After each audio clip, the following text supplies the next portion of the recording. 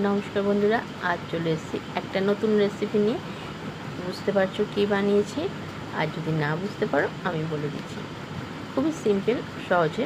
আমি কড়াইতে তেলটা দিয়ে দিলাম। গরম হয়ে যাওয়ার পরে মাংসগুলো কুচি কুচি করে কেটে রেখেছিলাম, সেটা হালকা করে ভেজে সাইড করে নিলাম। এবার এই তেলের মধ্যেই দেখবে আমি অল্প তেলের মধ্যে পুরো রান্নাটা কেমন করে করি। কেটে রেখেছিলাম চিংড়ি মাছ। চিংড়ি মাছটা বড়ো সাইজের ছিল বলে আমি একটু অর্ধেক করে নিয়েছি। এবার চিংড়ি মাছটা ঠিক একই রকমই হালকা ভাজা হয়ে গেলে ডুমো করে কেটে রাখা পেঁয়াজ এটা আমি দিয়ে ঠিক একইভাবে হালকা নেড়ে চেড়ে আবারও সাইড করে রাখবো, যাতে পরের জিনিসটা আবার দিতে পারি। এটাতে তোমার কড়াইতে বারবার করে তুলে নিতে হয় না।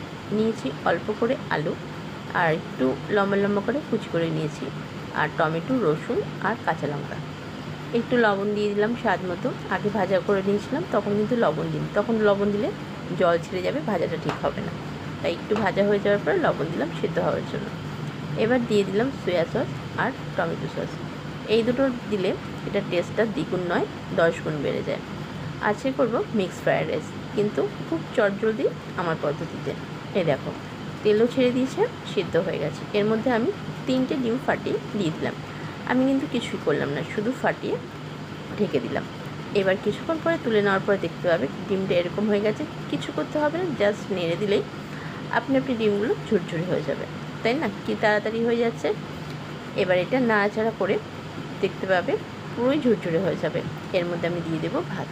ভাতটা আজকে আমি 90% হয়ে গিয়েছিলো। 70% হলে ভালো হতো, কিন্তু 90% হয়ে গিয়েছিলো। তার জন্য কি করেছি জানো? 1 ঘন্টা ফ্রিজের মধ্যে রেখে দিয়েছিলাম নর্মাল টেম্পারেচারে আনার জন্য। তাই জন্য কিন্তু ভাতটা 90% হয়েছে কিনা বোঝা যাচ্ছে না, কিন্তু পুরোই ঝুরঝুরে আছে। এবার পুরোটা আমি মিক্স করে দেবো। সকাল সকাল খুব তাড়াতাড়ি রান্না করতে হলে আর সুস্বাদু খেতে হলে এরকমভাবে চটজলদি বানিয়ে নিতে পারবে। এরকম আমার দেওয়া হয়ে গেছে। এবার এর মধ্যে পড়বে হলো আরেকটা জিনিস, যেটা স্বাদে গন্ধে বাড়িয়ে দেবে। এরকম রান্নাতে ঘি পড়লে তো খুব ভালোই হয়, কারণ টেস্টটা অনেক বেশি সুন্দর হয়ে যায়, আর খুবই একটা রেস্টুরেন্টের মতো গন্ধ চলে আসে।